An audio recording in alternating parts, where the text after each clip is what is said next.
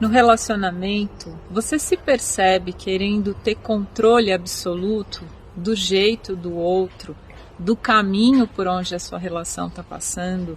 Você se percebe extremamente inflexível quando a outra pessoa entra muito nas questões emocionais e perde o foco do lado prático?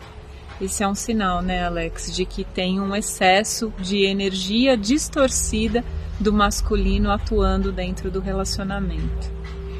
A gente costuma falar que é a energia pai, né?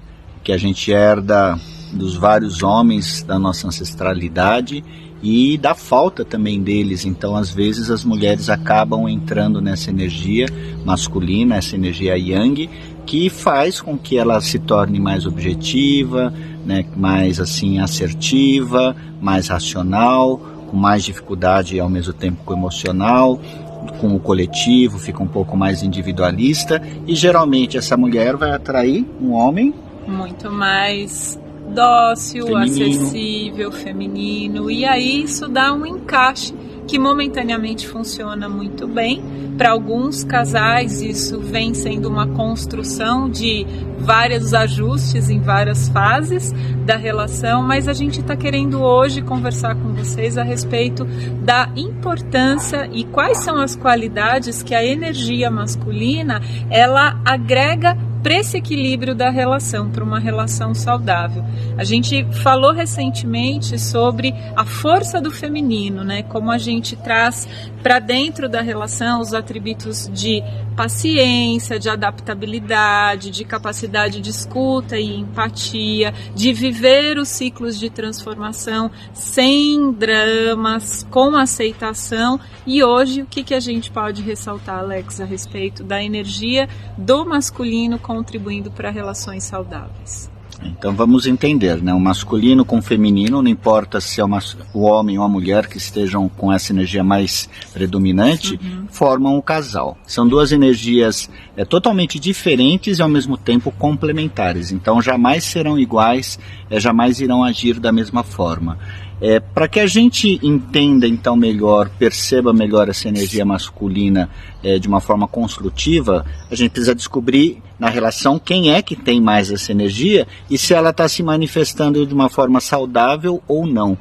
A gente costuma dizer que a energia masculina manifestada de uma forma não saudável, ela se torna agressiva, né? Então ela parte para a ignorância, né? Positiva muitas vezes, né? Sim, acaba rompendo, né? Então acaba colocando barreiras exageradas. Agora, o que seria a qualidade equilibrada? É colocar, por exemplo, de uma forma assertiva as regras, os lugares, né? Essa assertividade no sentido de saber o que fazer. Estabelecer limites, né? Eu vejo que é uma força muito do masculino, né? Quando a gente consegue ter posturas e agir com coerência, né? Limitar também o exagero, né? Porque o masculino ele é meio individualista, então o feminino muitas vezes tem essa tendência de trazer muitas pessoas para a relação, cuidar de muitas coisas ao mesmo tempo.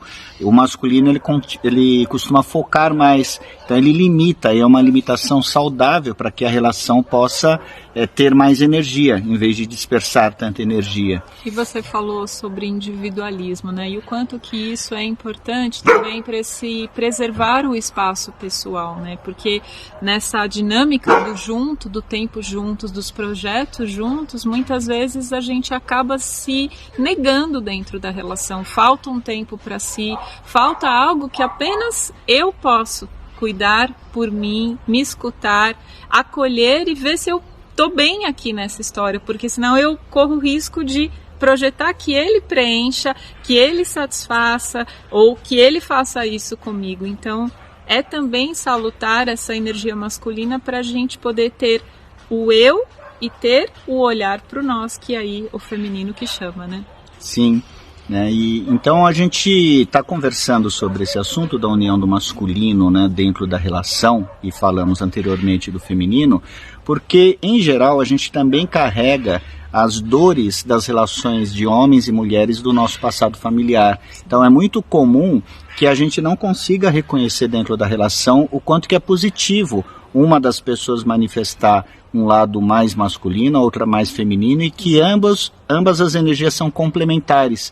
Muitas vezes a gente se sente não visto, então a gente fala, eu estou cuidando de tudo, ele não vê, e aí aquela pessoa mais masculina fala, não, mas eu estou provendo, eu estou defendendo a família, mas eu não sou reconhecido. Por quê? Porque a gente está repetindo os padrões da família, né? A gente está de alguma forma reproduzindo o conflito do masculino com o feminino.